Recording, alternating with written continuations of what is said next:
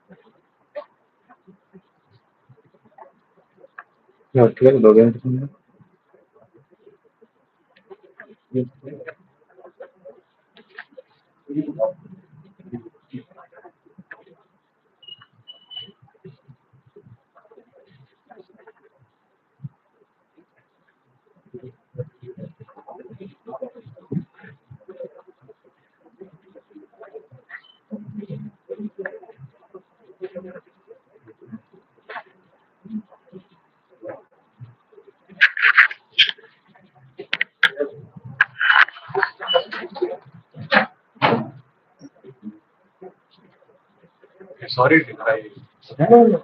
It will be better for me.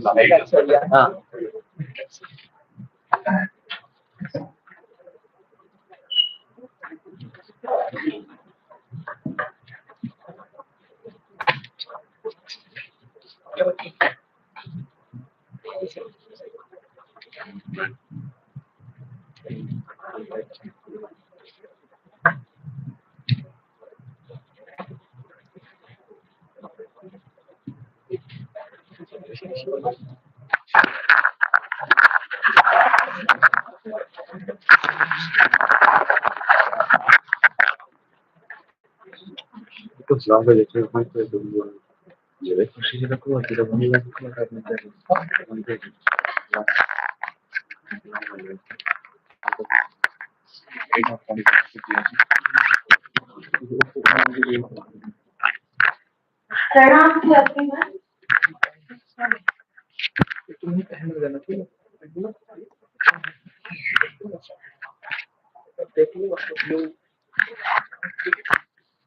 No, it's on.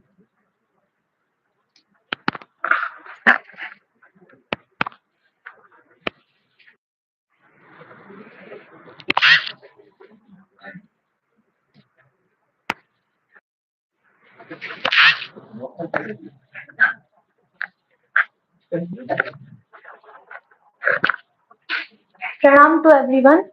We welcome all of you to a very special lecture on Does it make sense to trace Vedic Sciences, which will be delivered by respected Professor K. Ramasubramanian.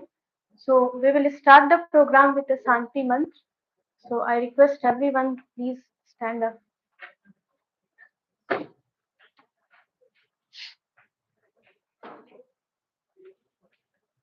ॐ सहना भवतु सहनौ भुनक्तु सह वीर्यं करवावहै तेजस्विनावधीतमस्तु मा विद्विषावहै ॐ शान्ति शान्ति शान्तिः ॐ असतो मा सद्गमय तमसो मा ज्योतिर्गमय मृत्योर्मामृतं गमय ॐ शान्ति शान्ति शान्तिः. We are extremely grateful to you, Professor, for accepting our invitation. Now I request Professor Uday to briefly introduce our speaker to the audience.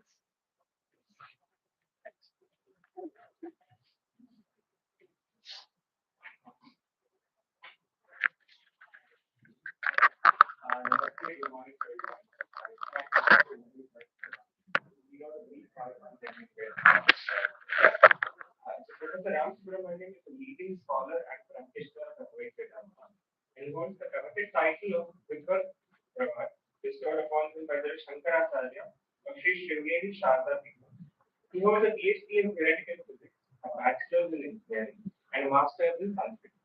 He has co-authored monographs on three important Sanskrit texts: Gaṇitayuktibhāṣā, Tantrasaṅgraha and Karaṇapaddhati, which bring out the seminal contributions of the Kerala school in the fields of mathematics and astronomy. He has produced dozens of research papers, articles, edited volumes, and the popular NPTEL course, Mathematics in India from Vedic Period to Modern Times. He currently serves as a faculty at IIT Bombay in the Cell for Indian Science and Technology in Sanskrit at the Department of Humanities and Social Sciences. So we welcome you and we invite you to proceed.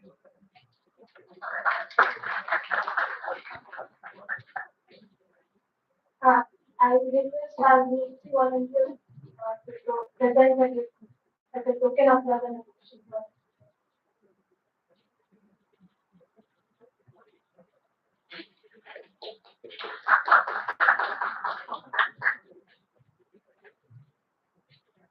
Very eco-friendly work to the plastic.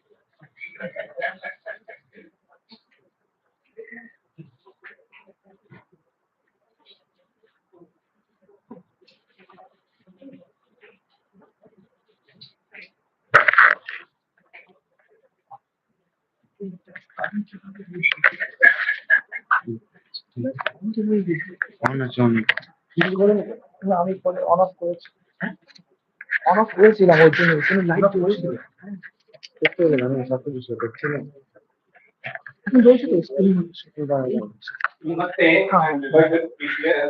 sir can you just yeah because of this live stream Just to hang.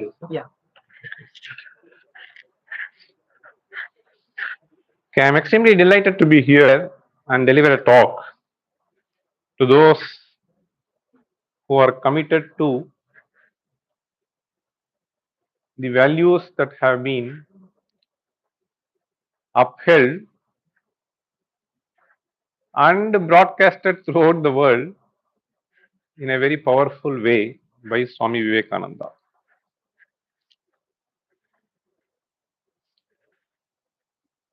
This topic is something which may have to do with partly philosophy, partly science. Generally, I have been delivering lectures either on philosophy or on science, but I thought I will just sort of see how the two amalgamates. So let me start with what is meant by science and how old is it. Then broad divisions of the sciences that we know today. How much has science advanced? As we all know, but we will just highlight one or two things just to see the direction in which it is moving. Is it prudent to look back and then see what we mean by Vedic sciences and are there any lessons to take? And then I will briefly towards the end of the talk touch upon this karma and so on. I'll start with an interesting quotation by from Swami Vivekananda's works. This was quite interesting. He says, if there is a word in English to represent the gift of India to the world, so he says it is fascination.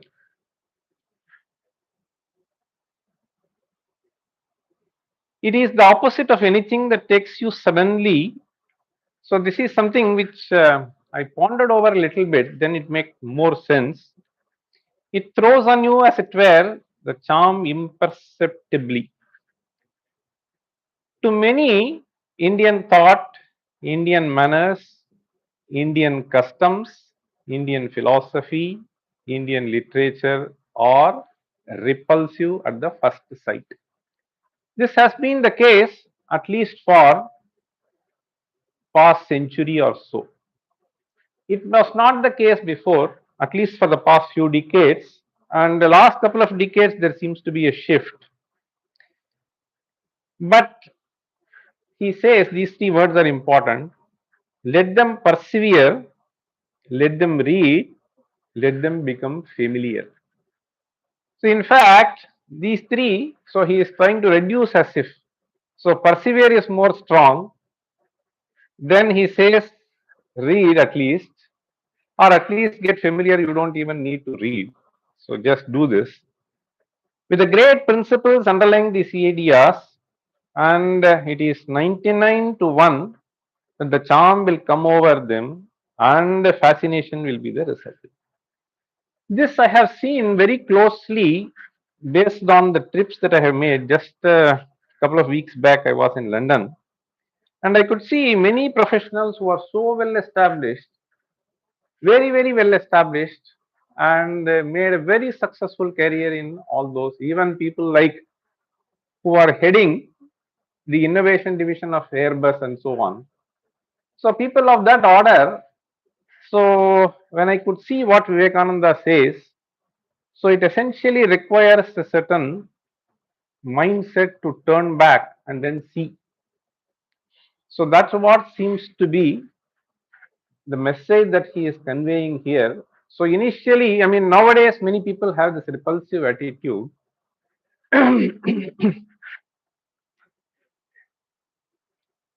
So one can see this. So if it is anything that has to do with Western, you will find hundreds of them or even thousands.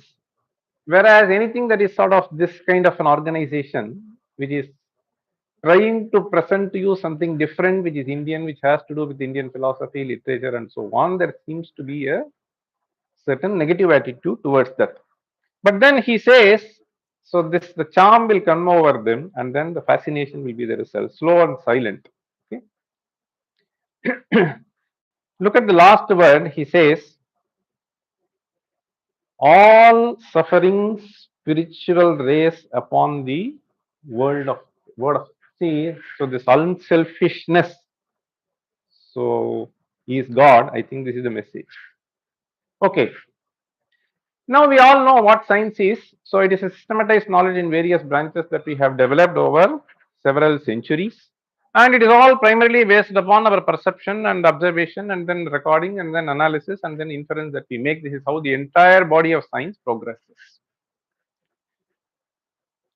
And various civilizations have contributed towards that. So some of the most notable ancient civilizations include so Greek, Chinese, Indian. Each of them had their own ways of looking at. After all, what we want to study is the nature around us and the kind of relationship that we have with nature. So this is the kind of thing that is being attempted, and we try to see how we can mend the nature to our comfort and so on. These are things which are happening continuously. And the kind of philosophy that we hold makes us look into the kind of problem that we want and the kind of methodology that we evolve even in studying nature. There is a lot of difference that one finds between the approaches that different civilizations have taken.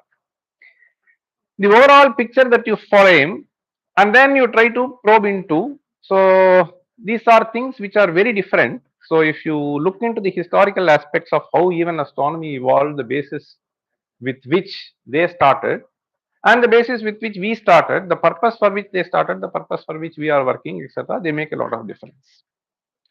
So the body of science, what we call, is also influenced by the philosophy. This is one aspect.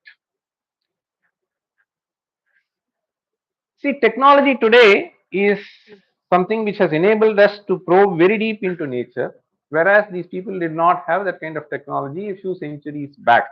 But what best could be achieved through naked eye observation and analysis has seems to have been achieved by Indians. As far as the methodology is concerned, so which characterizes modern science, so we may call it systematic observation, hypothesis testing, empirical validation.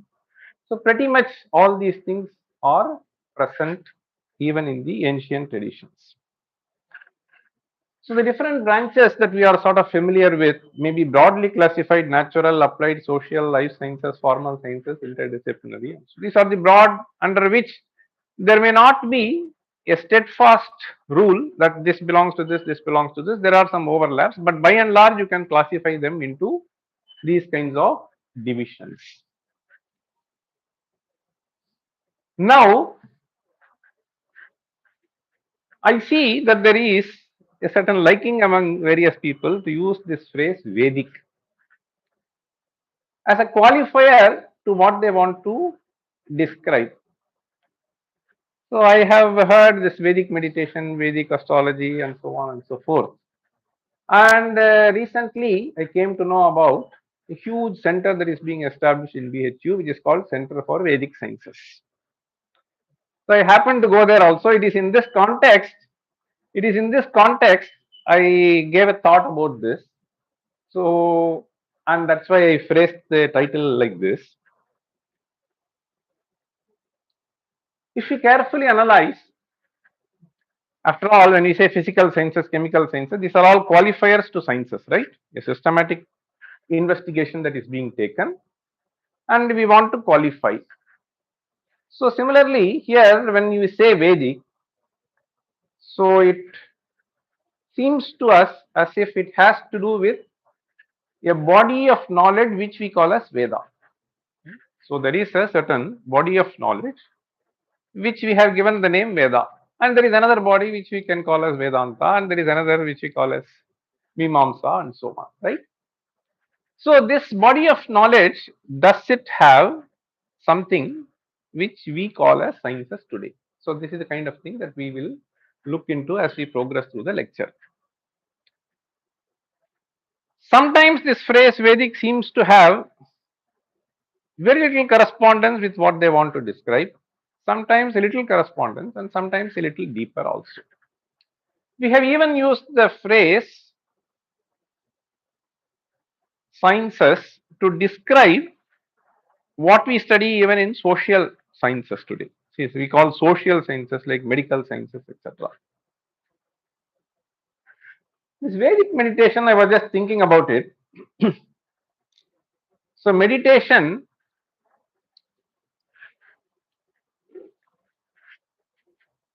in fact, I'm reminded of a question. I think it is in 2004 or so. I was supposed to go to US. I went to the US embassy.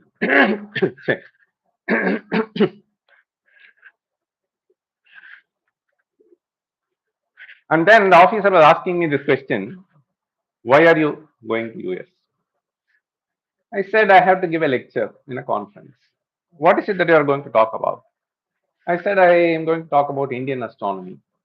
Then immediately he asked, astronomy is astronomy, what is Indian about it? This was the question that he posed to me.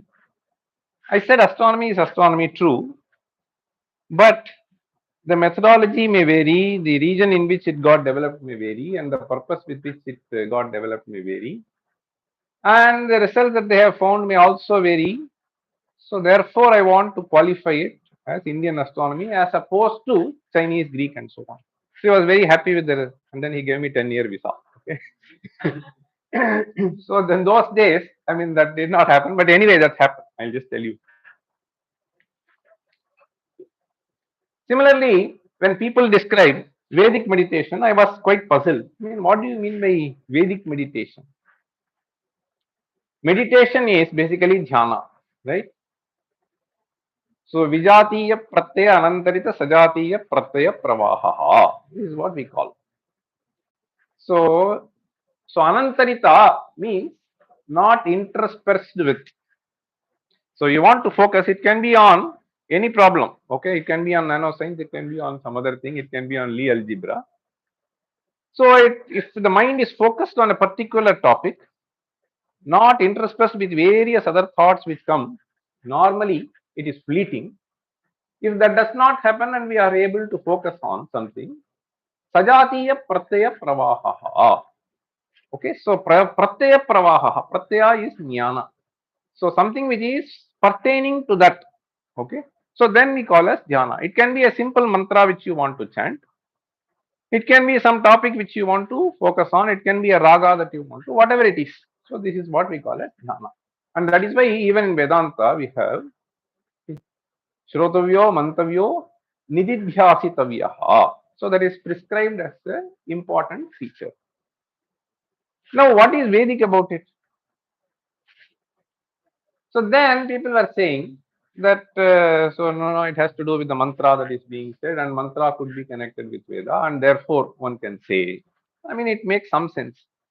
But when you think about Vedic astrology, Vedic mathematics, so what has that got to do?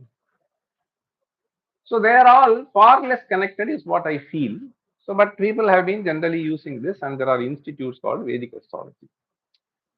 So it seems that Vedic has to be disconnected with the body of knowledge, because we don't find much of these descriptions in that. But we may see there are people who say that everything has to stem from the but it's a little difficult. Okay, but there are other things where they have pondered so deeply, that is a different kind of a thing. In fact, yesterday as I was traveling in Vistara flight, I saw the magazine. This is a photo from that March 4th flight magazine.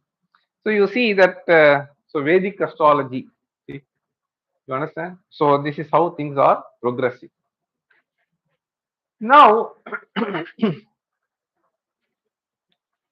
if we look at our tradition and some kind of a deep focus on certain disciplines, so a systematic knowledge which evolves, it can be in various disciplines, as I told you.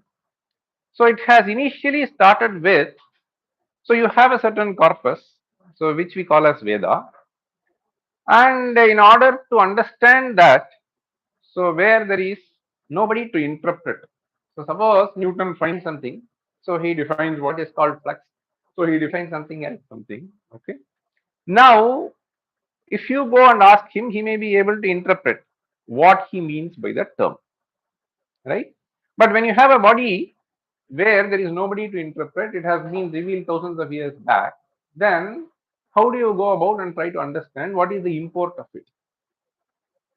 So there could be various senses which can be derived, and therefore it becomes extremely difficult for us to understand what is the purport, what is the main message, and what are these terms. So it is for this discipline people have developed a certain branch of knowledge, which is a thorough analysis, which we call as Mimamsa Shastra. So Mimamsa literally means so a deep inquiry. Okay, so it will be technically called as Pujita Vichara, something which is worthy of investigating, a deep investigation. That itself is a nice thing. Then we have Vyakarana Shastra, then we have Artha Shastra, Nyaya Shastra, Natya Shastra, Sangeeta Shastra, Alankara Shastra. This is again a really amazing thing, let me tell you. And Chikitsa Shastra, and of course the list can go on. So Bhautika Shastra, everything, a systematic analysis where it has been carried out. And we have something called Chanda Shastra. So Chanda Shastra arose by trying to analyze the metrical patterns that are found in the Vedic corpus initially, and then it further got built. So you find only 7 chandas in the Rig Veda. So Gayatri, Ushni Ganashtub Bhati Punti Trishtub Jagati. But then we have so many other things, dozens of them have been added, and each of them can have several patterns and so on. So this is another Shastra which has got developed. These are very interesting, which has got developed almost 2000 years back.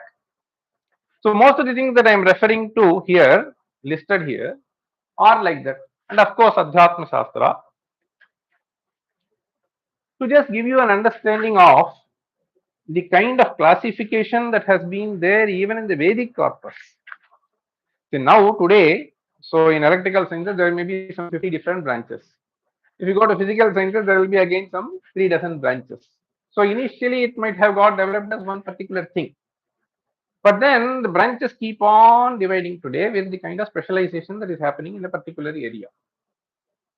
So in those days, long back, so we find a certain interesting description in Chandogya Upanishad, where there is a dialogue between Narada and Sanat Kumara. So the Sanat Kumara is an elderly person and there is more knowledgeable, and therefore he is approached by Narada. That is how the episode goes. So Narada approaches Sanat Kumara and then says, Adhi Bhagavaha itiha upasasada Sanat Kumaram Naradaha tam hovacha yadvetcha tena mopasida tatasta urdhvam vakshyamiti sahovacha ऋग्वेदं भगवोऽध्येमि यजुर्वेदं सामवेदं अथर्वणं चतुर्थं इतिहासपुराणं पञ्चमं वेदानां वेदं पित्र्यं राशिं दैवं निधिं वाको वाक्यम् एकायनं देवविद्यां ब्रह्मविद्यां भूतविद्यां क्षत्रविद्यां नक्षत्रविद्यां सर्पदेवजनविद्याम्. So these are the kind of classifications that are made in those days, long back in the Upanishadic literature. So if you see, so this also lists. So Rashim basically means mathematics. So Vako Vakyam, Ekayanam, etc. So these are all Tarka Shastra, Nyaya Shastra, and so on. And then if you look at the last phrase, Sarpa Devajana Vidya, there the commentary below says Gaṇitayukti Nritya Gita Vadya Shilpadi Vijnanani. So means, so at least a couple of thousand years ago, so people have been specializing all of these things in a systematic way. So this is what this quotation basically implies. And how old is this? There is a quotation which I thought I'll just quickly take you through. So this is in connection with the study of the material that has been produced in India with reference to planetary computations. There was a person called John Playfair, and this is in quoted, okay, and we could also get his paper. So this having analyzed the kind of precision with which people have been able to compute planetary positions 200 years before in India, so he was quite puzzled at the accuracy with which they could do. Okay, so in those days. Now there are three hypotheses. It is all pure coincidence. And the second hypothesis, there was a Newton among the Brahmins and a Lagrange to analyze. And the third possibility, he says, is observations were made in Europe, in India, for almost 5,000 years when the entire Europe was barbarous. So these are the three possibilities. So first has to be ruled out because it comes repeatedly. Okay, so it can't be coincidence. And of course, you cannot say that there was a Newton among the Brahmins or Lagrange because. So the other thing is, so this is the third hypothesis seems to be the acceptable hypothesis, which means, so it is a very, very old systematic analysis. So just to give you an idea, so if you look at these numbers, see, this is a table that has been produced from a text called Aryabhatiya, so which was composed in 5th century towards the end. So you just see, so the sidereal period of the sun, so it is almost correct to 3 decimal places. And for the moon, it is correct to almost 5, 6 decimal places. So this kind of accuracy is almost impossible unless we accept that thousands of years of observations have been noted and further refined. See, after all, you cannot know exactly. So you don't have these kind of high precision instruments where you can just say where exactly it crosses, etc. Right? And you don't have any kind of high precision time measuring instruments, then all that you can do is, so you can have a few revolutions done and then you make an estimate and then you have that noted down, you hand it over to the next generation, and that is how it actually goes. So this is what I think he means. So even with reference to the planetary parameters that are stated, okay. And how do they do this? So this is all. So this is all connected to yuga. Okay, yuga means basically putting together. Okay, coming together.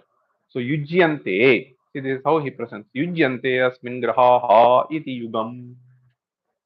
See, yujyante asmin graha. So this is how the word yuga is to be understood. So yujyante asmin means asmin kale. So you think of a large time period, so in which they make some integral revolutions and then they once again come back and join. This is how one has to understand the term. And then, so how do you get this large period? You can do for two. It makes some integral revolutions, the other makes some integral revolutions. The two can be matched, and you have to match many of them. So, and therefore you have to arrive at a much larger period, and that's how they have come up to some 43 lakh 20,000 years. And there is a certain mathematical sophistication that is also required for you to do this, and that is what they call as Kuttakara. This is an interesting quotation which I wanted to bring to your notice for a different purpose. The parameters that we are trying to specify, they are not constants. So today we have something called gravitational constant. There are various constants that we are trying to deal with. These speeds that we are specifying, so the time taken for the Mercury to go around, the time taken for the Moon to go around, okay, or the Earth to go around, etc. So are they constants? So the rotation with which the day and night, okay, so which we are able to see, is it something which is constant or is it changing? If it is changing, at what rate is it changing? So this is an investigation that has to be done. And this analysis seems to have been done by an astronomer called Nilakantha Somyaji, and he makes some interesting things. He gives a beautiful simile.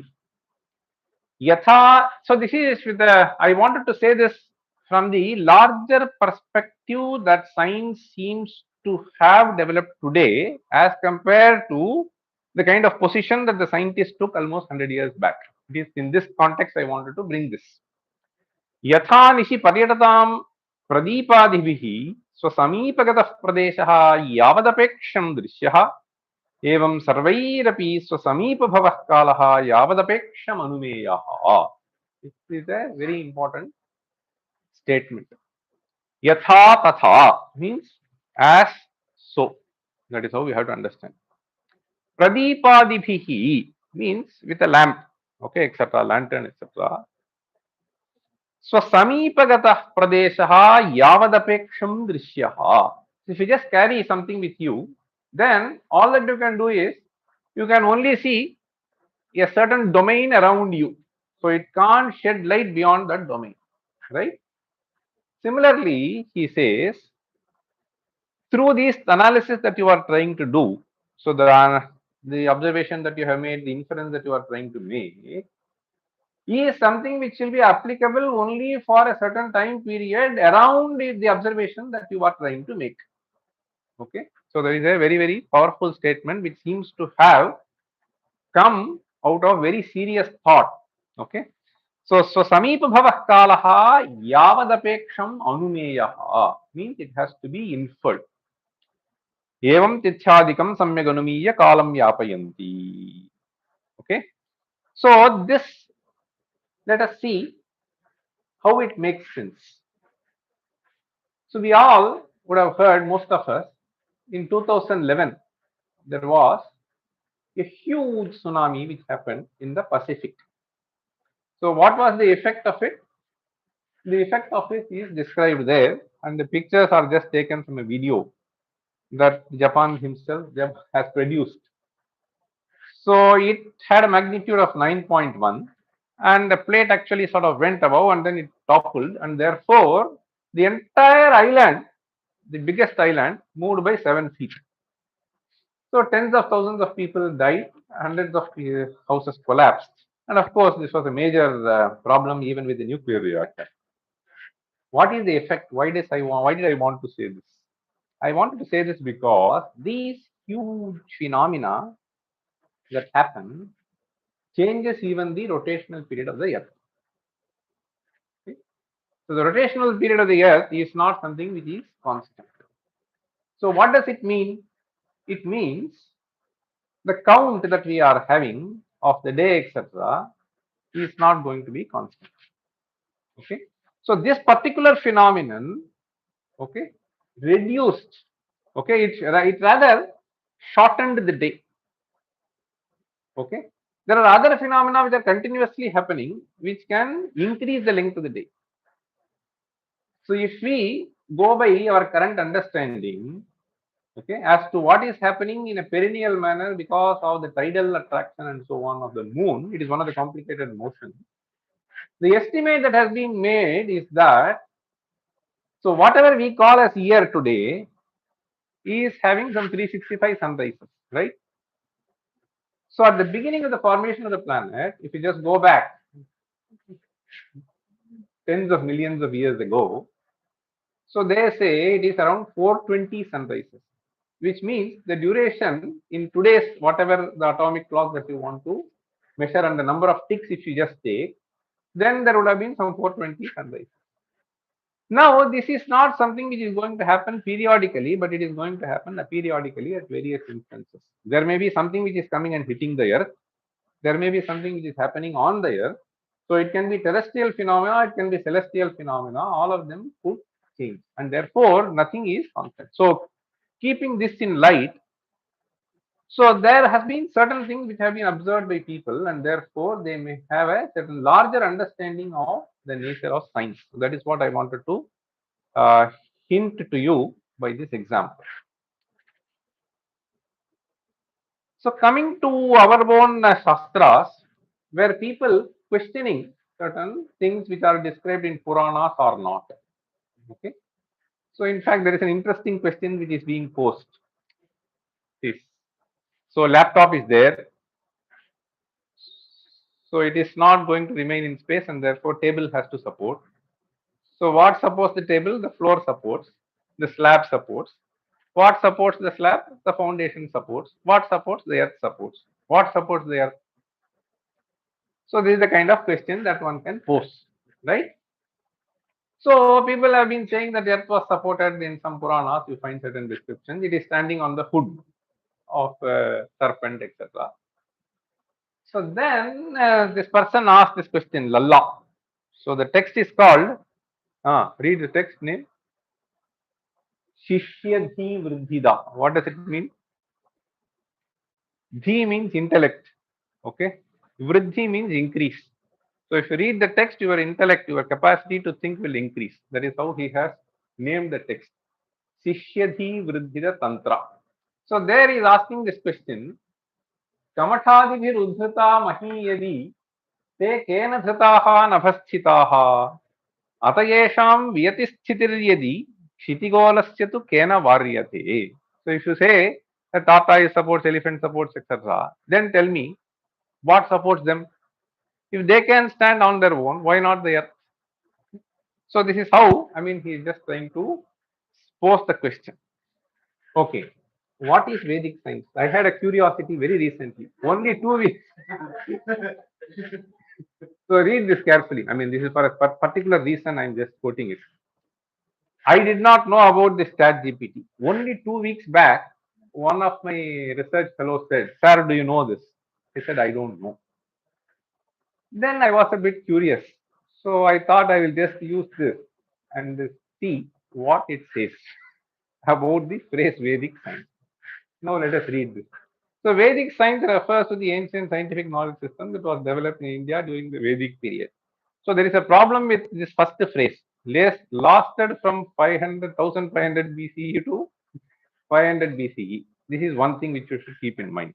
Okay.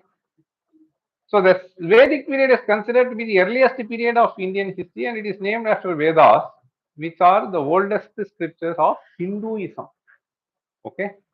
Now, the Vedas contain a wealth of knowledge, etc., etc.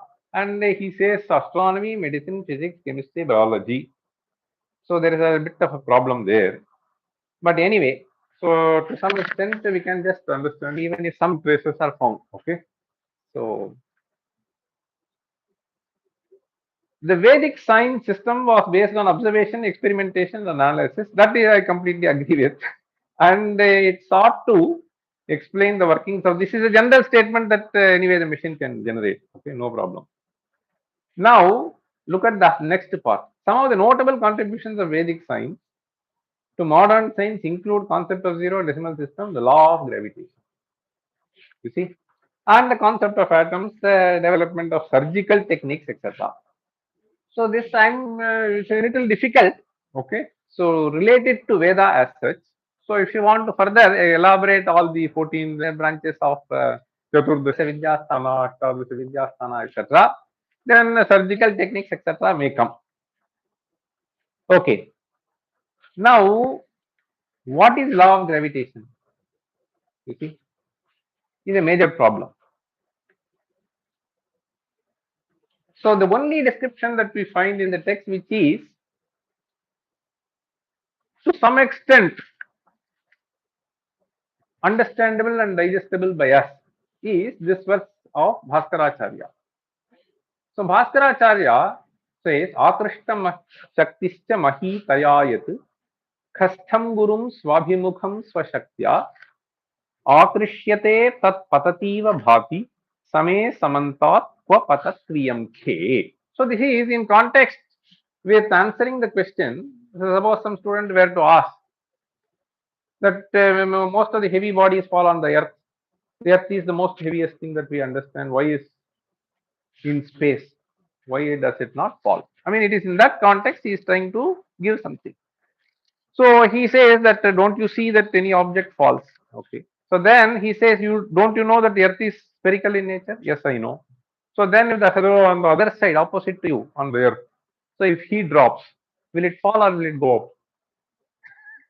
Right? So all that you know is there is a power of attraction towards the center of the earth. Okay. Akrishta Shaktischa Mahi. Mahi means Prithvi. Taya means through that Shakti. Taya Kastham Gurum. So that which is above it, within a sphere of influence. Swabhimukham Swashaktya. So there is a certain power which tries to attract these objects towards the center. This is what we understand about the earth. Now, when you say, so that this is something which is attracting from all around, and therefore there is nothing to attract. Okay, it is in that sense, I mean, he is trying to provide some sort of an explanation for this. But how does one connect this with the law of gravitation? So, which is a completely different thing, right? So, it is a qualitative description in some sense, whereas we have a quantitative description M1, M2 with a constant and inverse square law has been there. So why does this error occur? I don't need to answer. So the GPT answers based on what has been fed to it, right? So there are some people who try to feed such things. So this is something which we have to very, very carefully avoid in trying to understand this. So just because some Agrashta Shakti is there, you cannot say. Okay. In fact, in this institution, IIT Madras, almost 30 years back, I was attending a meeting. Then one of the faculty members, very nice person, who was elderly then, he would have retired by that time, almost close to retirement or something like that. So I attended a seminar kind of a thing. That person during his talk, he said, so then in physics, there is something called string theory, you know, right? So that was just coming out in those days. So this person said, we have string theory in Bhagavad Gita. I said, what do you mean? Then he said, Mai sarvamidam protam sutre manigana iva. Understand? So you find the sutra there. See? So everything is tied to me. Mai sarvamidam protam sutre manigana iva. As things are tied to the string, as beads are tied to the string. So therefore we have string theory. So this is how, I mean, this is the kind of a thing. I just wanted to give an analogy as to how people try to extend certain things. So this is something which we have to be very, very careful as people who have some regard for modern science as well as ancient science. I mean, it has to be respected in the context in which it was developed. So what was available for them. So then, I mean, what is the kind of credit that we can give to them? So around that period, there is no need to say that nanoscience was there, okay, or Lie algebra was there, to have some respect for Vedic sciences, okay, if at all. Okay, generally the picture, in fact, this is the picture that I also had almost 35 years back. So the Veda means, I mean, you have some mantras chanted for rituals and so on. And so if you want to have some philosophical discussion, I mean, you will find something in Upanishad, you can keep engaging. So this is the kind of picture that we have. And the purpose of Veda has also been stated in certain places. Veda hi yajnartham abhipravrittaha. So this yajnartham abhipravrittaha, when you say the primary purpose of Veda is for helping people in performing yajnas. Okay? So and then they say, and in fact even Bhagavad Gita we have saha yajna praja srishva purovacha prajapatihi anena prasavishyadham yeshavostu ishta kamadhuk. So this yajna has to be understood in a much larger context. So I will not deal with that now. And in fact, this is a very important statement. You see, so from the viewpoint of social science and how the society gets organized and how we can build a certain care for every other being around. So these are certain things which are extremely important, I would say. So what we call as deep ecology, which is being developed today. Okay. So ishtan bhogan hivo deva dasyante yajna bhavitaha tair dattan apradayebhyaha yo bhunkte stena eva saha. In fact, I want this verse to be driven into the minds of the current sociologists. See, those who do. So this is something, see, yo bhunkte stena eva saha. See, this is a very powerful statement that has been made and it has been meticulously followed also. Tair dattanu apradaya ebhyaha means, so whatever you have benefited from the other one, if you do not benefit them back, then you are a thief. Yo bhunkte stena eva saha. Okay, there can't be a more powerful statement than this. And it is stated in a much larger context we have to understand, so which I will not elaborate now. And in fact, it is very clearly stated in the most strongest words.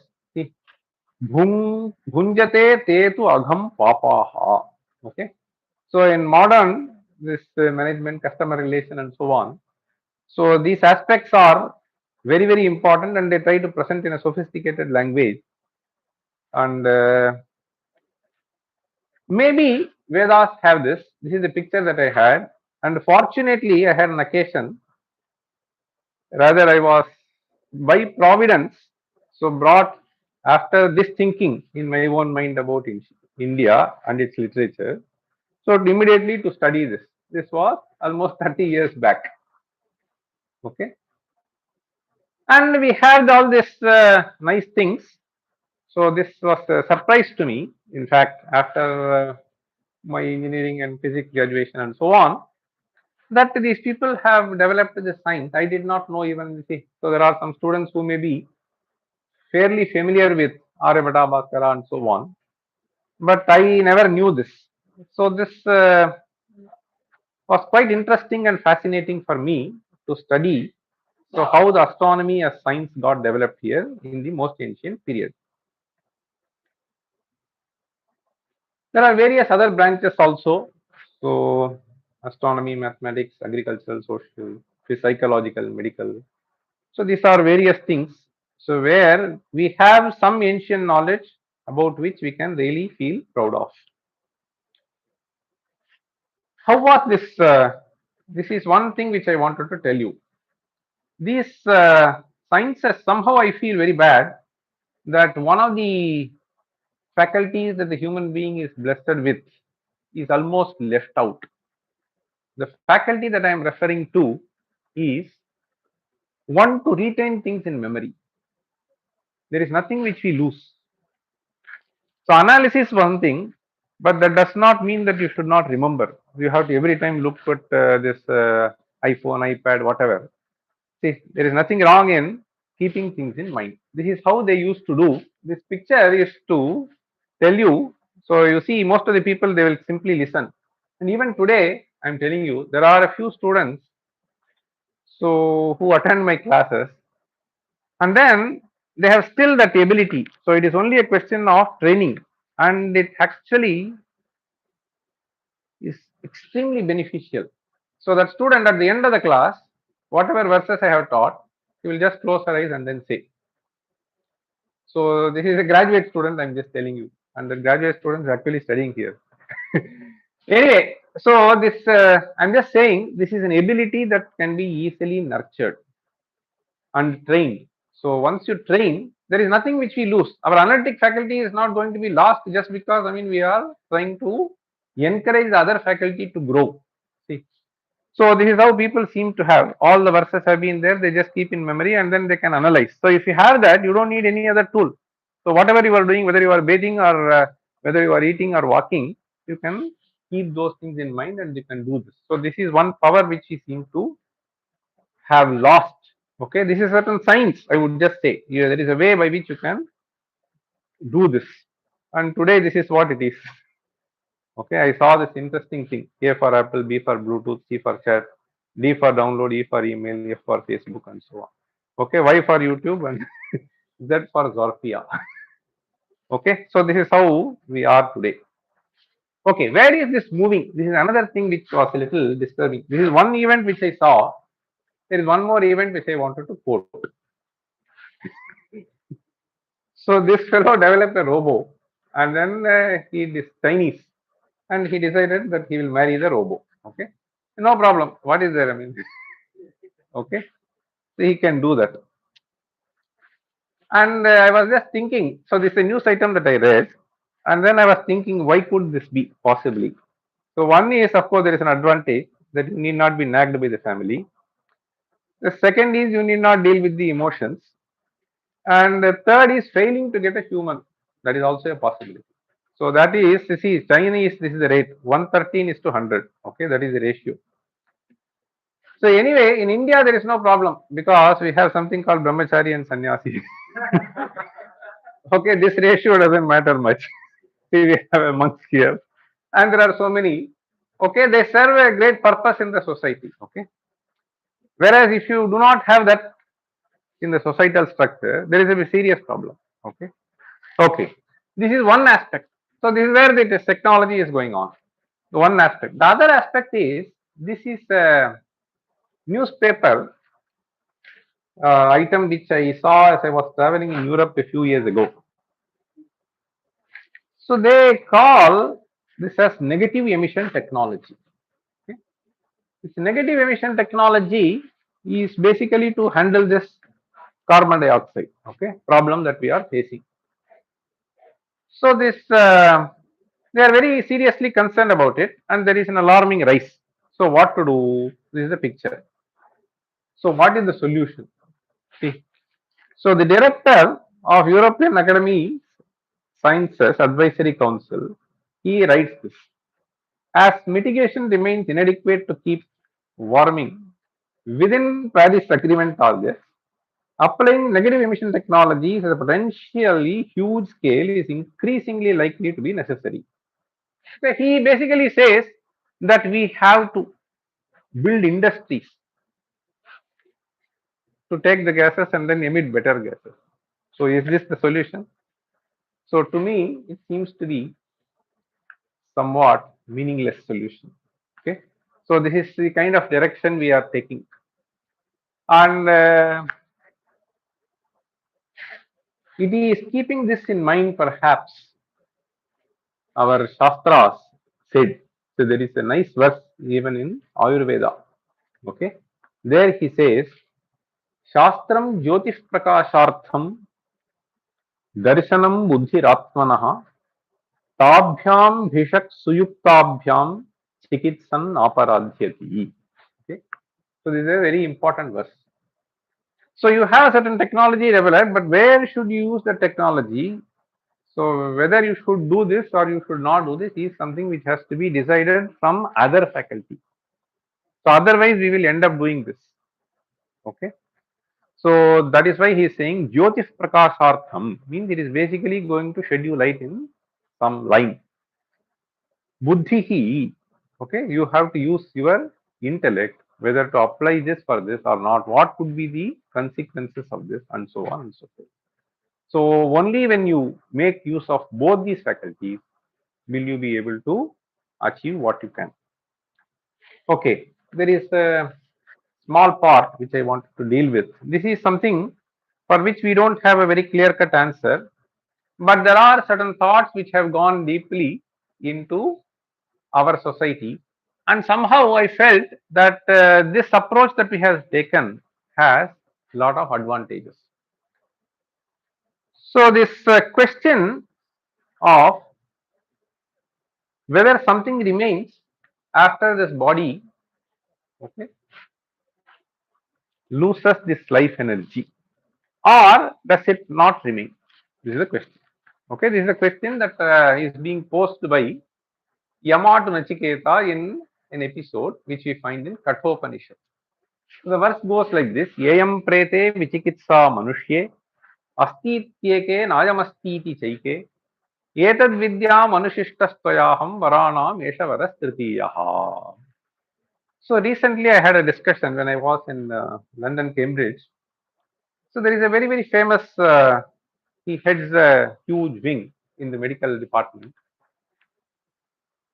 So in UK, very famous cardiologist, and so he was just saying that we had a discussion among our some tea table discussion some time back, where many of the doctors are sort of either atheists or whatever it is, something of that type, agnostic. But then they also feel that there is something which is beyond. This is an intuitive feeling that they have. This is what he was saying. This naturally comes out in the discussion. This is what he was saying. Then I was saying this seems to be the kind of problem that has been faced by these people to determine whether there is something beyond this or there is nothing which is beyond. Right? So we don't have any pratyaksha, we don't have any inference. So prete means once this energy leaves, okay, so life energy is gone, dead this fellow. Vichikitsa is doubt, manushye. Some people say that there is something which transmigrates, some people say that it is all gone once and for all. Astityeke nayamastiti chaike. So now he says, you as the god of death, you have to reveal to me whether there is something which is beyond this body or not, is the question. Okay.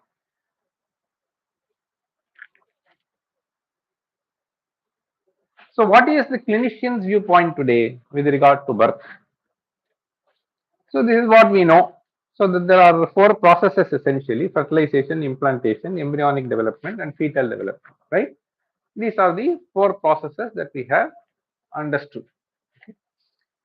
So where exactly the birth takes place?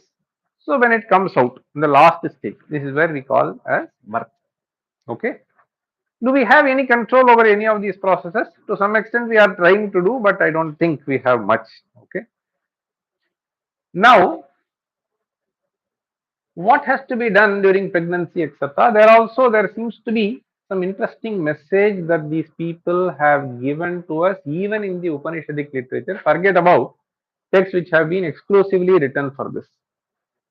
So this is not something which is born out of the experiment. Most results, most important discoveries are not necessarily born out of the experiment that you do, but it just comes out of certain intuition. Now, this with reference to the carrying pregnancy, etc., we have this Aitareya Upanishad, this mantra, Purusho Hava Ayamadito Garcho Bhavati Yadetadretastadetad Sarvebhyongebhyastejas Sambhutam Atmanyevatmanam Vibharti Tadyada Striyam Sinchati Athaina Janayati Tadasya Prathaman Janma. So they describe various Janmas. So Prathaman Janma means the first. And then coming out at different points. There are three different Janmas that are being talked about. And even with reference to death, so you have this description even Brihadaranyaka Upanishad. Okay. So there are three things. We have this mantra, no? Tam vidya karmani samanvara bhete purva prajna cha. This seems to make a lot of sense to me. We don't have any answer in science. So to explain certain things, somebody is so genius, at the age of 4, his knowledge of music is something which is amazing, right? So we have so many cases like this. Extraordinary powers that we find in certain people. So how do we explain that? Where did he gain this knowledge from?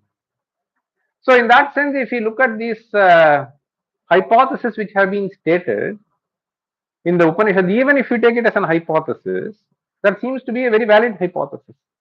So in the same parents, I mean, even there were a couple of people who were discussing with me recently. So they are doctors, I mean, they are quite puzzled.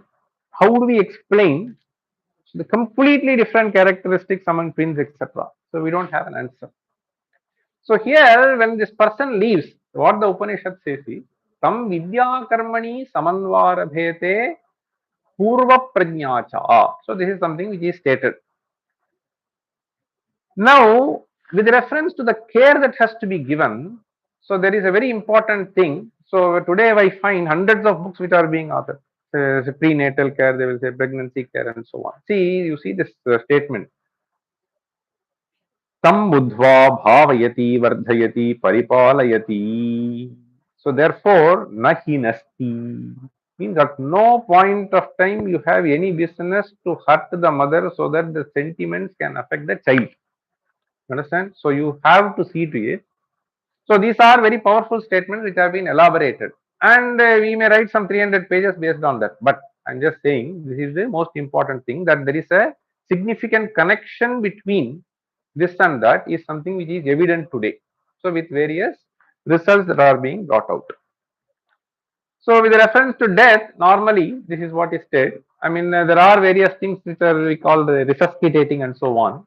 Generally, the patient is declared dead. So when the heart beating stops, brain shuts down, stops breathing, and then he becomes motionless.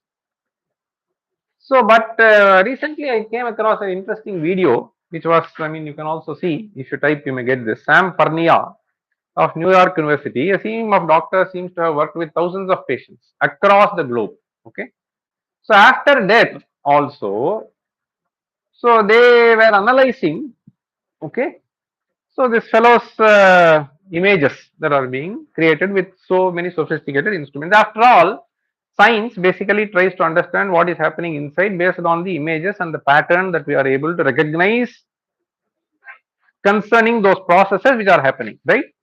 So we try to analyze, see a certain process, and then we try to see the image, and then we, from the image, we try to understand the process, and then we try to describe heart is functioning well, this mind is functioning well, this part is large, that part is large, etc. So similar analysis has been done by these people, even with the so-called declared dead people. And then they say, so the dead fellow knows that he is dead. Okay, how does it happen? Okay, so interesting video, you can just see.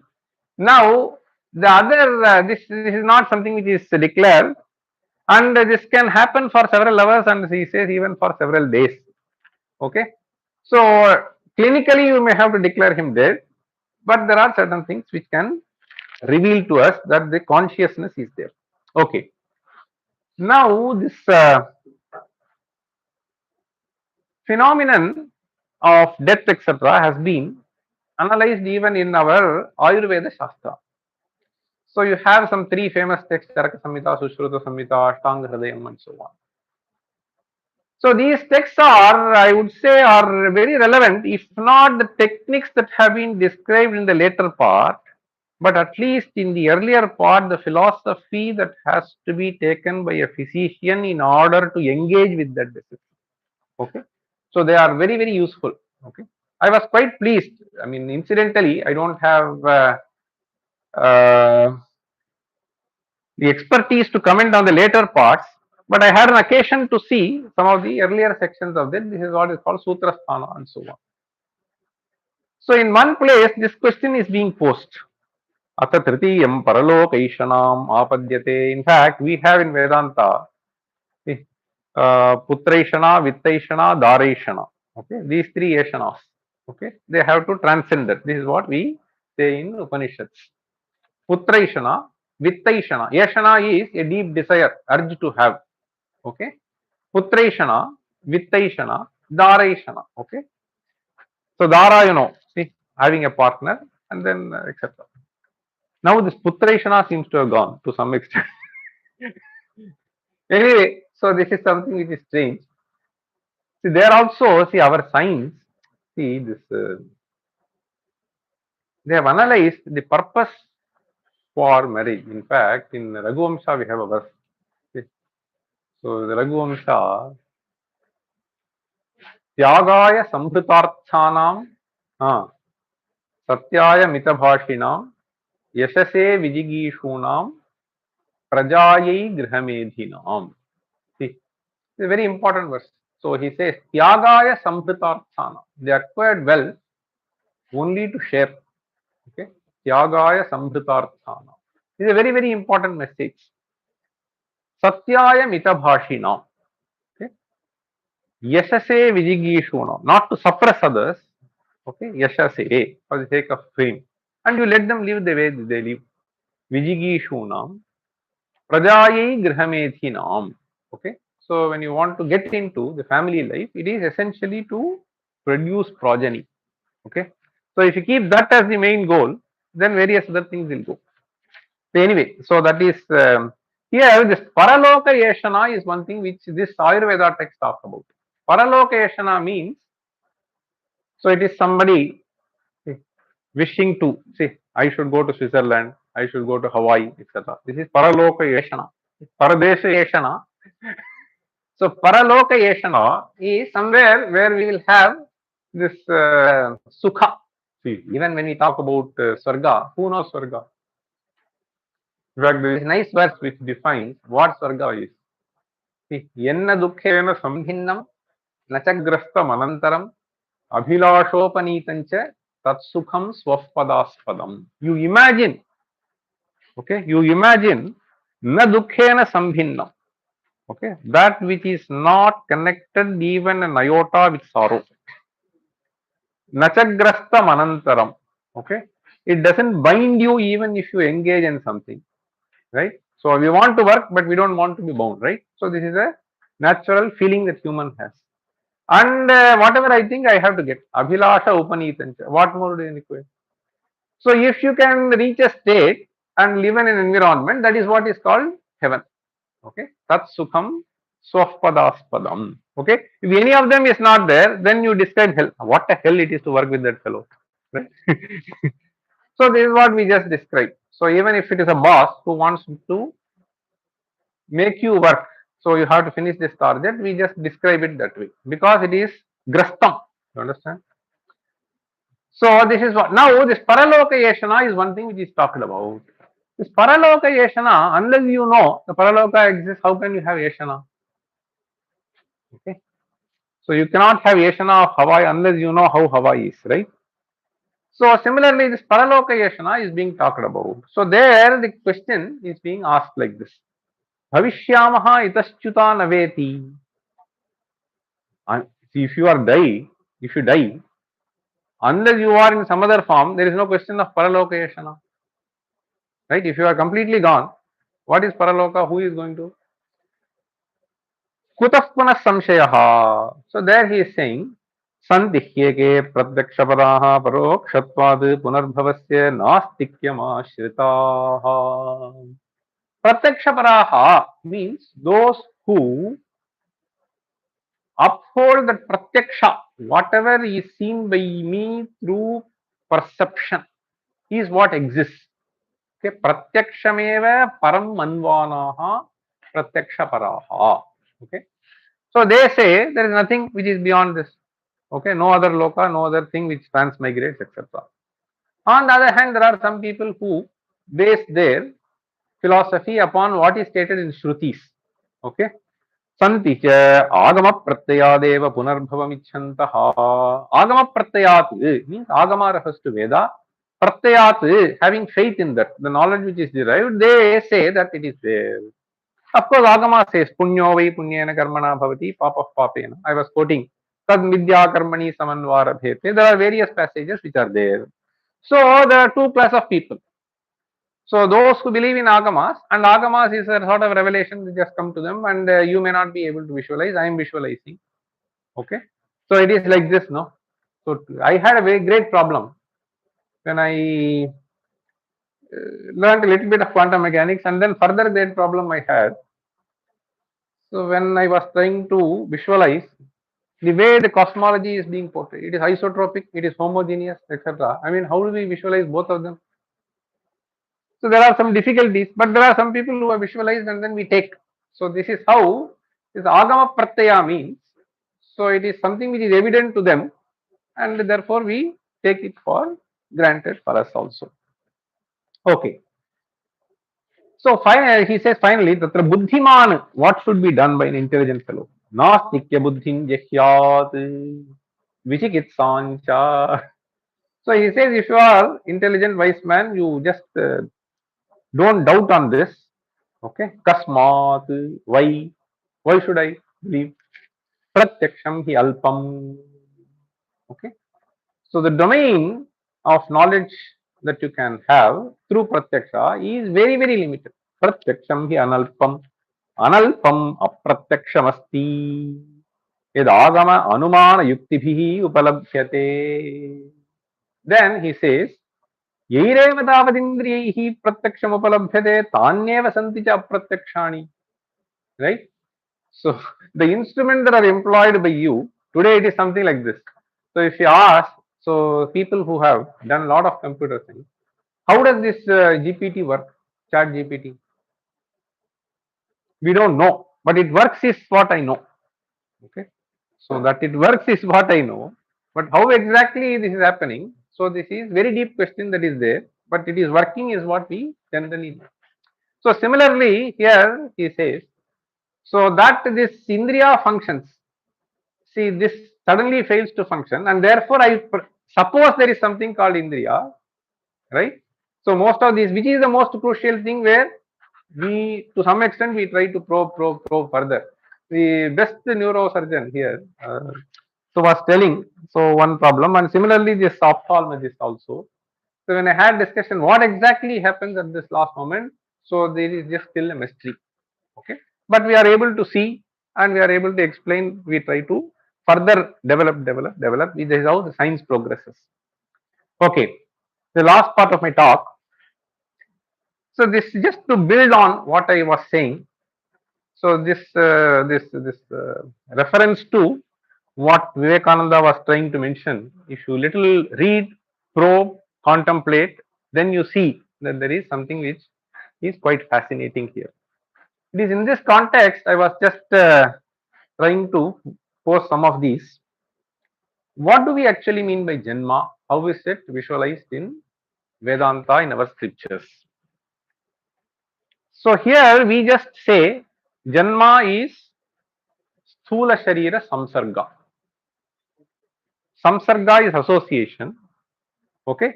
Association of something with this physical form. Obviously, Marana is Sthula Sharira Viyoga. Okay. Associate. Of what entity? This is what we call as Atman. So then what is rebirth? This entity which we call as Atman gets connected with another physical form. Okay. Sthula Sharirantara Samsarga. And we have in our this Puranas also what is called Avatara. He is an Avatara Purusha, etc. What does this mean? This essentially means once again Sthula Sharira Samsarga, but there it is not bound by karma, it is Svechaya Grihita. This is the only difference that we have to keep in mind. Okay. So now the answers that we have, why is this Samsarga happening? Okay. And with which Sharira will the Samsarga happen? Where will it happen? When will it happen? Okay. So for that we have to find an answer. With which Sharira will it happen? So there we bring in this philosophy of karma. That also makes sense. Okay. And to some extent this will be helpful in trying to understand certain things which we are not explaining or we are not able to explain through science. So how does he have this kind of a knowledge, etc.? Why this fellow has inclination towards that? Why that fellow has inclination towards that? This seems to provide a certain answer that if you assume that there is a vasana which is being carried by this fellow, then it makes some sense for us to appreciate why this is happening. Okay. So with the same chromosomes, etc., so they are completely different, widely varying. Okay. So we may have to search for some other factor which influences, right? So there, this seems to be providing certain answers. In fact, there is a very interesting analysis which is done by Udyotakara. Okay. So Nyaya, so like to Vedanta, we have Brahma Sutra. First commentary is Shankaracharya. Next.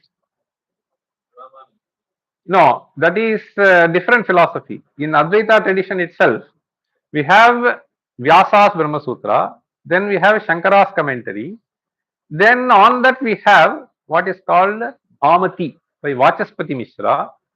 On Vachaspati Mishra, there is a commentary called Kalpataru. On Kalpataru, there is something called Parimala by Appaya Dikshita. 5 layers. Similarly, for Nyaya Sutra, we have 5 layers. First is Vatsyayana, then Udyotakara, then Vachaspati Mishra, then we have Udayanacharya. So I had an occasion to glance. They are amazing. Somehow, I mean, we have just completely ignored, and the kind of analysis that is being done is quite remarkable, I would say. So here he is just trying to say this Janma, the cause is karma. This is the philosophy that they have taken. Janma is Sharira Samsarga. Putra Sharira Samsargaha, Kena Sharira Samsargaha, Kada Sharira Samsargaha, etc. This is all decided by karma. This is what they say. Now, how do you say this? This is because I cannot explain this Vaichitrya. See, the Vaichitrya that I am talking about. So, Brahmana, Itara, Ucha, Nicha, Sakala, Nishkala, Patu, Mrudu, Buddhiman. We find all these variations. Okay, so it is all very difficult. Of course, astrology cannot explain, and certain other things cannot be of much help. So, they suppose something called karma. What is the advantage? So, with just 2 minutes, I will just tell you. If you just accept this, I feel that there is a lot of gain that we have. See, the complexes that people develop. I have a short nose, I am fair, I am dark, I am long, right? So all these will be gone. You are different, right? You are associated with this Sharira and you are going to leave this Sharira. You are some other person. So then whether it is inferiority complex or superiority complex, you can easily get away with. Right? It has a lot of advantage. I am just telling you. And the Shastra tells you, and these people have so much of complex. So that my skin should not have wrinkle, my skin should have this color, my hair should have this color, my heel should be like this. So all these things we will be easily able to get rid of. If you just imagine that you are a Purusha who is witnessing what is happening in Sharira. And therefore they give a nice example. See, this is a beautiful verse. You just imagine yourself like someone staying in a guest house. This physical body is the guest house. So you don't bother, right? You understand? What is happening to guest house? You don't care. You just come and go, right? So this is how you can visualize yourself is something which is being presented to us. And this is in consonance with what they are describing as karma theory. So therefore, I say that this has lot of advantages in trying to keep you as a person who is not perturbed too much by various things that are happening around. It is this which actually puts various people into depression. Okay. So whether it is your intellectual accomplishment or the otherwise, or your physical thing or otherwise. So this is a very important thing that we can think of. So finally, I am going to conclude with again Swami Vivekananda's remark. What is the goal of life? Is this world the goal of life? Nothing more? Are we to be just what we are? Nothing more? So essentially, are we to be what he means is, so having this adhyasa with the Sharira. You understand? So that this has to be like this, etc. Most of this ahanta and mamata that you have, so is essentially because of, so if you are able to see that if at all there is some accomplishment, it is some this faculty is blessed to me. I did not bring this faculty with me. It is given to me. I am able to see. It is deteriorating. It is progressing. So you are an observer. So keep this, and then he is trying to say, so why don't you think like this? Is man to be a machine which runs smoothly? Is enjoyment the goal of life? That seems to be the philosophy with which many people are working. That doesn't help much. Okay.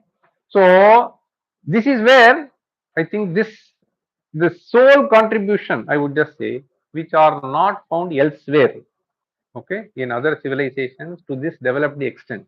That's why I felt, see, this unselfishness, this is not easy to digest. Whereas this is something which is inherent that we see in hundreds and thousands of people here. Those who have not entered the corridors of IITs and IIMs. So I'm just joking. I'm just saying. So this somehow, I mean, we are trained to think in a different way because I have experienced this when we go and interact with some of these villages, the auto drivers who have not entered any convent school. Okay, so their thinking is very different. I'm just telling you. So once I was astonished in having an interaction with a auto driver from IIT, rather airport IIT was traveling. So it was just displayed in the glass, okay, front glass. So the sticker was there. So the sticker was Jai Mata Sheravali. Okay. So I have not heard this name Sheravali. So I just asked this boy, who would be just teenager, ये शेरावली माँ कहाँ है? This was my question to him. So he said, माँ तो मन में है और कहाँ है? So this is spontaneous answer. Then I said, वो तो सही है. मैं पूछ रहा था ये मूर्ति के रूप में कहाँ है? Then his answer was, हम पत्थर देखेंगे तो पत्थर है, भगवान देखेंगे तो भगवान. I'm not joking. This is just a dialogue. It was a revelation to me.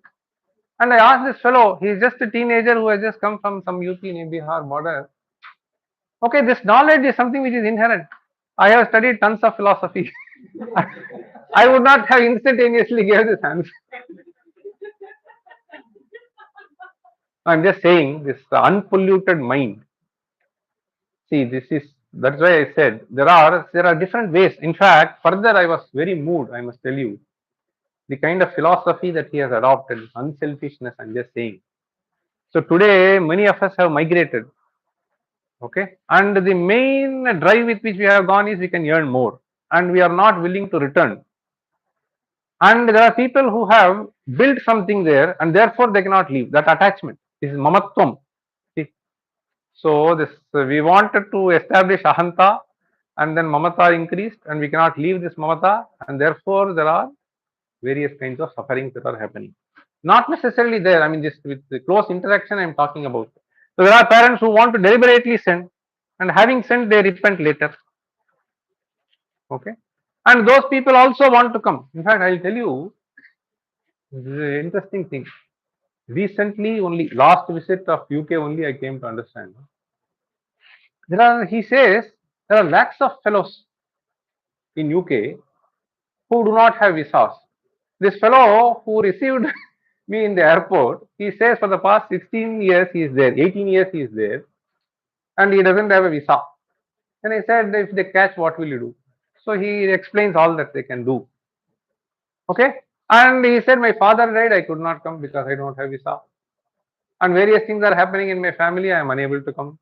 Then why are you here? I want to make little money. So this is not with one. He says there are lakhs of people. And how did you go? I mean, they have some various routes which they are describing. So this is this kind of a craze. At this level, I mean, they are needy is one aspect. The greedy is another aspect. So these are various problems. That's what he is trying to say. Is enjoyment the goal of life? So were it so, it would be a tremendous mistake to become a man at all. What man can enjoy a meal? Okay. So he is basically saying ahara nidra bhaya maitsunancha samanyametat pashubhir narana. Okay. So ahara nidra bhaya maitsuna etc. They are all common. Why do you want to be a man? You can be a dog, donkey. See? So go back to become a bird. What a mistake then to become a man. Vain to have been my years, hundreds of years of struggle, only to become a man of sense enjoyments. What is the goal then? See, there are people, I'm telling you, he just recently went to somebody's place. So he invited me to his house in London. He has a huge woods he has acquired. But then only these two are there, and then the children. So he was saying that. So he said, "Please give a lecture in my house." And then 20-25 people gathered in the evening. So he said, "My son is here, daughter is here. They are very nearby, 1 hour, half an hour." He said, "This person has come, so there is a discourse in our house. We will have some evening satsang." So in front of me, they call. So both of them don't want to come. So I could see the sad expression in their face. Okay, very very sad. I felt. So the way they had to speak to them, and the way this would not have been the case. Okay, had they been brought in a different kind of environment, what to respect, what not to respect. That is why I said this unselfishness. So I have to care for the feeling of the others. See, if you cannot have, see, even for your parents, see, where are we? See, that is why this is a very, very important statement. See, after all, we need to respect. See. So this can be hurting the other person. That feeling has to be there. In fact, I'll tell you, there is a person who was a worker who came from UP Nepal border. And this fellow was every day, he could have stayed half a kilometer from IIT. Yeah, I'm talking about 8 years back experience. So he was traveling 2.5 kilometers to stay in some other place. Then I was asking him, why are you traveling so much and you have a place here? He says, my brother lives there. I mean, all of them will live in 100 square feet. But then, so that 100 square feet is okay for me because I do not want to hurt his sentiment. Understand? So I don't mind taking this trouble of traveling this much distance. Okay. So that is the kind of thing we need to develop. So that is what he is trying to say. This, see, what is the goal then? So what are we here for? We are here for freedom, for knowledge. We want to know in order to make ourselves free. That is our goal of life. So this Sir C.V. Raman, why have we lost is one thing, and to some extent, I think we seem to be gaining back our position in the last couple of decades. I'm just saying. So he says we have developed an inferiority complex, I think. What is needed in India today is the destruction of that defeatist spirit. We need the spirit of victory, a spirit that will carry us to the rightful place under the sun. We, as inheritors of proud civilization, this there was no opportunity for our children to gain. See, we always felt that we are a defeated civilization and nothing. So once we gain this, I think we will be able to shine back. This is what Raman tries to say.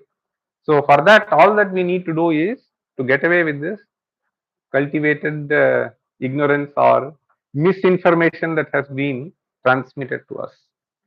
And this, I'll tell you, for a specific reason I put this. This verse is a powerful verse, which I learned from this man, okay, who is garlanding the other man. You can easily see the right person is Mahamana, okay, who established BHU. And this is the Vedic Vijnan Kendra. I found that in the website of that. So when I saw this, it just stuck to me that I should just highlight this to you. And the kind of thought that came to my mind also, after I could recollect this verse, the left hand side, the verse that you see, is the verse which was quoted by Narendra Modi. And I was really stuck, really awestruck. So there was a question which was posed, what is your purpose in life, goal in life, and so on. Okay, so this was just before the previous election, and perhaps that fellow wanted to get from his mouth that second term, etc. But then he just replied with this verse. He said, Natvaham kamaye rajyam nasvargam na punarbhavam kamaye dukkha taptanam praninam artinashanam. This is what Vivekananda also sort of tries to hint us. I don't seek for kingdom. Nasvargam, I don't care for heaven. Heaven means, as I saw, the pleasure, comfort, etc. Kamaye dukkha taptanam praninam artinashanam. I just want to commit myself to relieve the pains of others, even if I can help them in a small way. Praninam artinashanam means removal of the pain. Okay. can be physical, mental, whatever it is. That is what I seek for, is what he says. So when I connected this, I could read a little bit of Mahamana. So then what came to my mind is, so one Mahamana is garlanding the other Mahamana. No, I'm not saying this verse cannot come just like that. I mean, it came with sense of, I mean, it's not, I was touched by that. So the last slide. So what I would say is, if we develop that kind of a feeling, so that, see, this philosophy with which we have built our civilization enables us to easily build that. This is what we call as Sarvatma Bhava. There is only one Atma which is there present in various physical forms. If you take this, then this complex will be gone is one aspect, and anybody who is a thinking fellow, sane fellow, would try to harm himself. If the same self is there, you will never harm the other fellow also. Who wants you want to cheat? So this is a very, very important philosophy that we try to inculcate. The other things we can do, whatever we want to do, we can do nanoscience, we can do Lie algebra, we can do rocket science, we can do robo. But this philosophy has to be there. See, that is what I think this our tradition has to give. Okay, and therefore, I mean, if this can be called a science, whether you want to call it a social science or whatever science you want to call it, I think this is a very important science. Okay, and this is what Veda has to offer. And I would like to thank the organizers for inviting me here and sharing some of my thoughts with a few interested audience. Thank you. Namaste.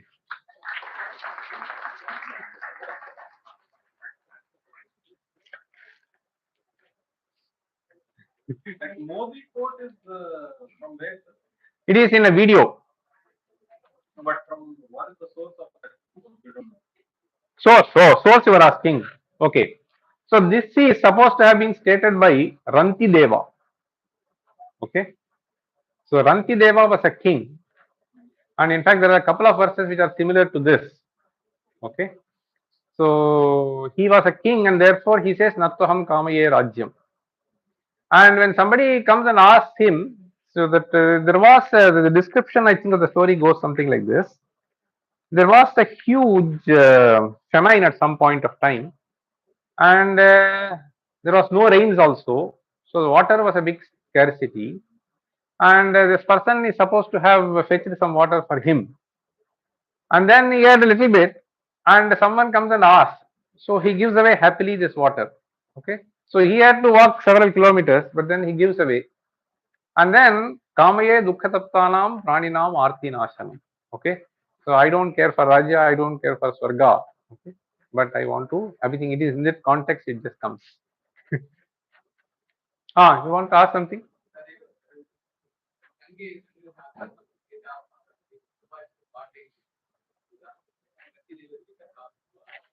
Ranti Devasya Katham Shravayitva. Evam, Bhagavate Vatu. Tadeva, Tadeva. Yes.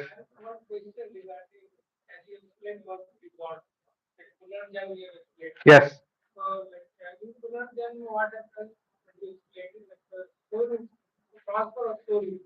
Yes.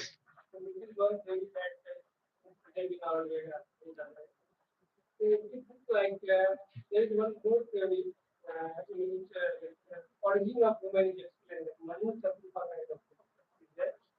So there are only two souls, right? So how we can explain that there are two souls? No, in fact, now we have billions. wait. This Srishti is a certain phenomenon. So when we say this pralaya, so it doesn't mean it completely extinguishes. So this is Ananta. In one Srishti, it is like this. So this is a certain cycle. It is like this, very simple. Now, let me give you this example. Let us leave all that. You take this terrestrial phenomenon. Today we know of these ice ages. Is it happening once or has it happened several times? So science proves, okay, we believe that this is repeatedly happening. Okay, repeatedly happening. Repeatedly happening means that we have meters of ice piling up. Okay, so things extinguish, once again they come. Okay, so these ice ages, they keep repeating themselves. Okay, with our terrestrial sphere I am talking about. Now what is happening is, in this Srishti Pralaya, various things that they are describing, they don't extinguish completely, but the physical forms are not there.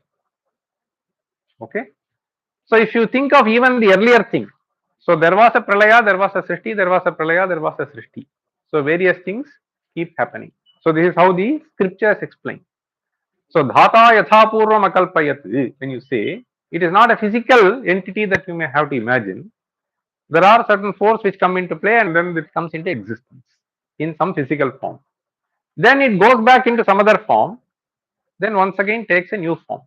So this is very easy for us to understand, because we have very clearly understood how one form of energy goes into another form of energy.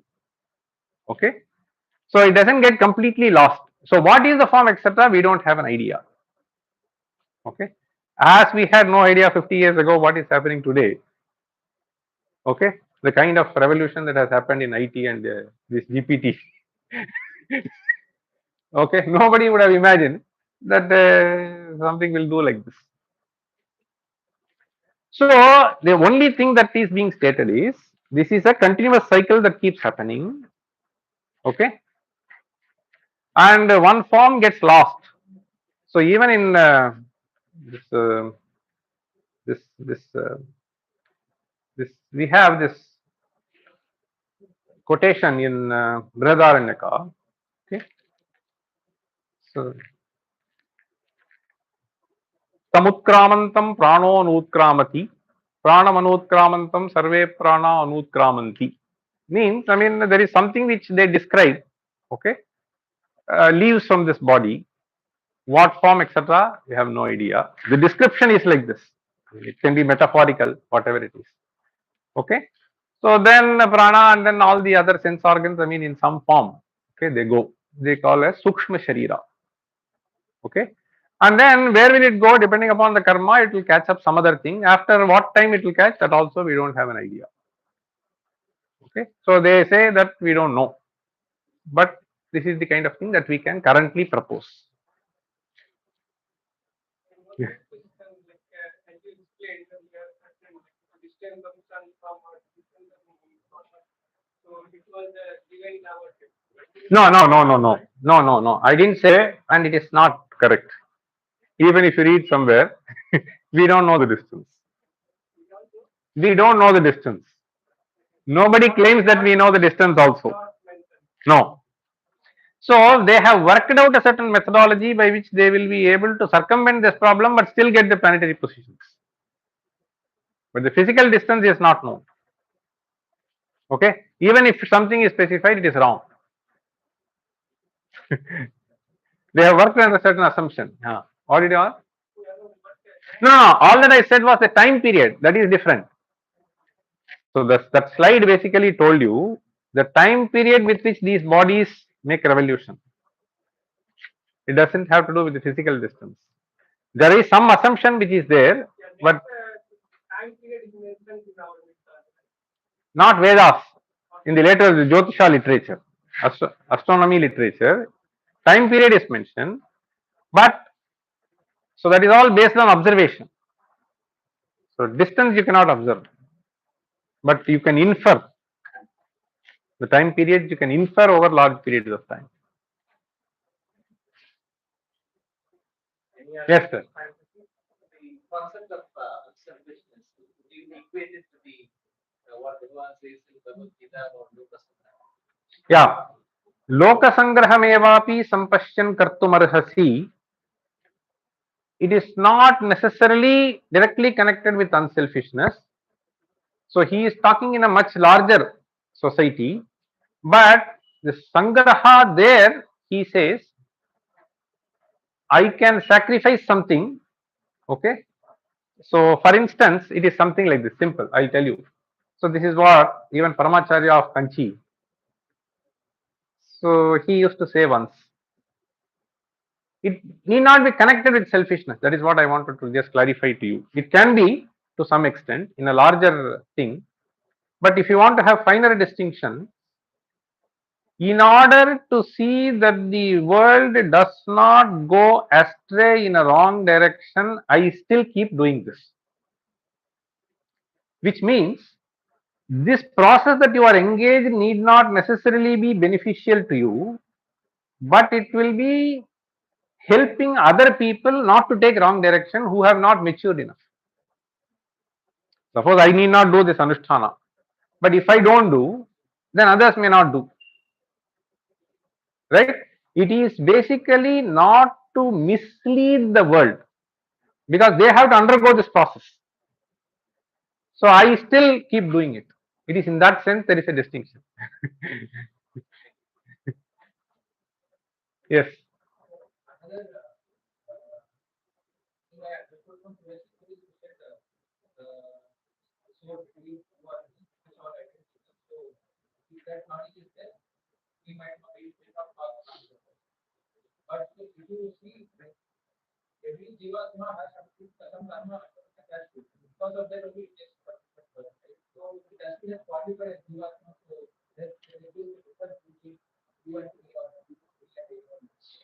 What is this Jivatma?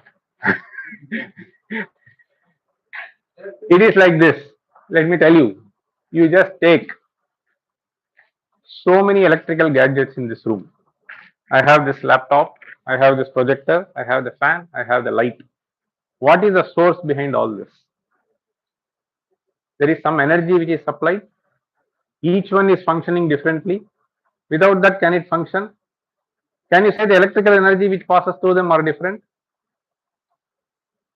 It is one and the same, right? This is what we are talking about, Atman. So once it comes to this particular instrument, it is a jiva. It will function differently. But before that, the source of energy, okay, the conscious being as such, that need not be different. Once it passes through, it has to manifest itself only in this form. It cannot manifest in another form. Huh? That is why I say this is something which is anadi. So it is why did it manifest means if you have built the instrument like that. So you put the same source, you put a 100-watt light, you put a flashlight, because you have plugged in this flashlight. And how does this plugging in happen? That is where we say it is karma. So for that we don't have an explanation. So it is with this hypothesis, if you plug it in, this is what it will happen. This much I can tell you. So if you fire this missile at this rate, this is what will happen, I can tell you. But why does it happen at this rate? I don't know. There is something which is functioning and I can study the phenomenon.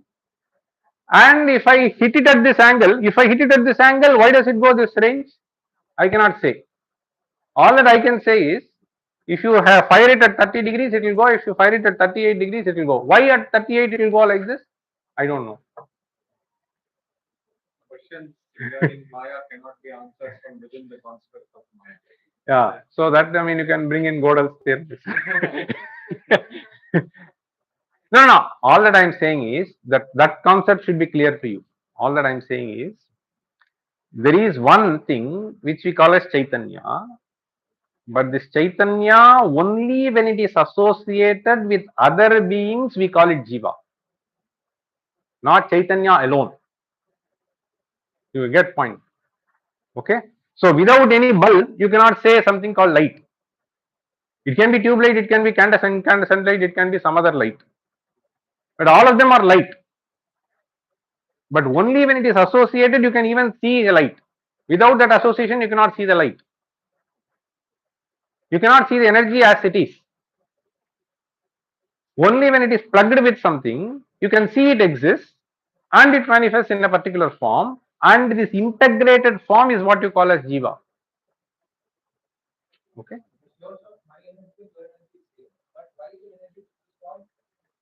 Now you tell me why this energy takes this form. I mean, any energy you tell me.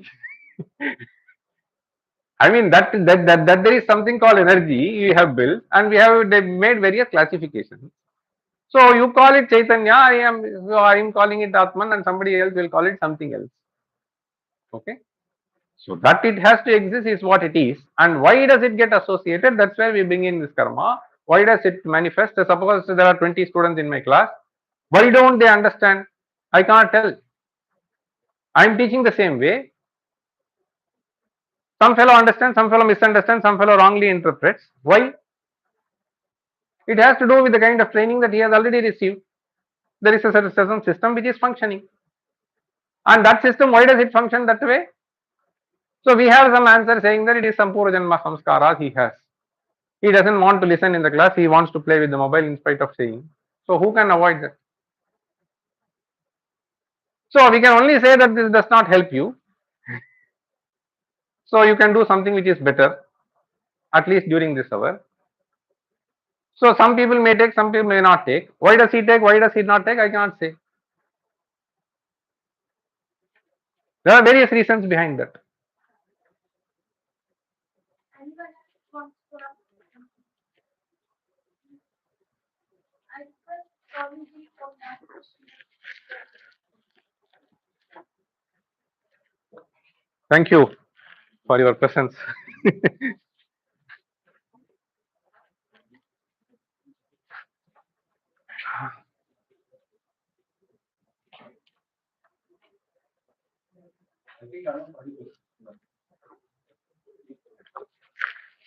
Oh, you want to have this put this small.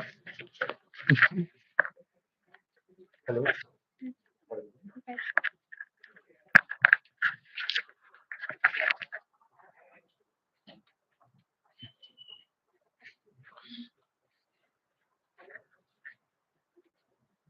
ओम नमः श्री यतिराजाय विवेकानंद सूरये सच्चित सुख स्वरूपाय स्वामिने तापहारिणे. So just now we heard a very brilliant talk by Vidvat Pravara, Professor Ramasubramanian sir. So I really thank you from the core of my heart on behalf of Vivekananda's study circle. Because as I understand, the idea behind Vivekananda's study circle is to reach to the core of this knowledge through science, to the spirit of science. And as you linked the source of this science, the spirit of this science with Vedic adjective, and you wanted to study it through this adjective, you wanted to approach it through this adjective Vedic, and how those Vedas have evolved into this system of knowledge, how they have approached the very questions of life, questions of this nature, questions of this universe. That in a very short talk, you really summarized. It is very difficult to gauge the depth of your knowledge and your expertise and all your studies. But in a very short time of probably 1 hour or so, in short, you very precisely narrated the links between or analogies from the Vedas that bring us to solving the questions of our everyday life. And you also showed us very beautifully how this modern science or modern approach sometimes misses that approach that we Indians took in the ancient times. And sometimes it ends up in a very queer or funny or a very mysterious result or output. So thank you very much, Professor, for coming all the way from Bombay. And we are really blessed, we are really happy that you are here today and you enlightened our students. So please keep coming, always keep sharing your vast knowledge with us, your insights with us. We will always like to welcome you here. Whenever you wish to contribute something to our Vivekananda Study Circle. So if you all have anything more to say, let me know. I shall invite you here. Anything? Okay. Om Shanti Shanti Shanti. Harihi Om Tat Sat.